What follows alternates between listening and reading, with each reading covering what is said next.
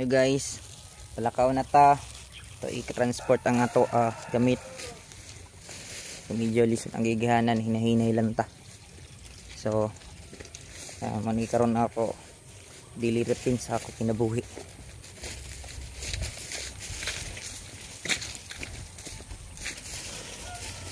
So karon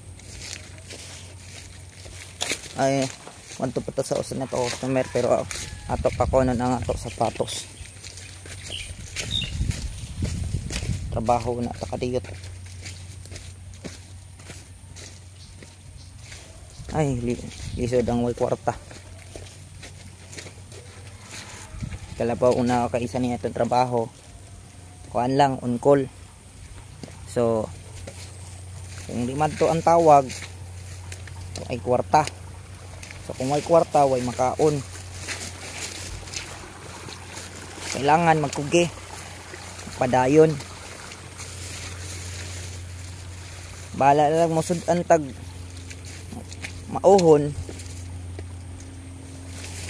at least di mapas mo ug nay makaon. Unfair man jud ang kinabuhi, di may pareha. Di man ta ingon matawag na empleyado kay ngano, di man ta suldado tag-adlaw. Freelancer ta na aircon, mga repair. Pero di man jud lalim ang kinabuhi. Di ko maayo. Sahay lilisod pug ko. Pero padayon kaya puntag mabuhi sa kunsang sitwasyon. Kinani. Tas tunga sa kahagnaan, baktas. Imantanan makasabot sa kuha sinultihan, kaya nga ko sinultihan Bisaya mong kunda ko. Kung magpakainon na maayo ko, kuy kwenta. Sisipakita na ko tinuod kung kunsa ko. So karon ako location ron, hapit na kumabot sa may krasada.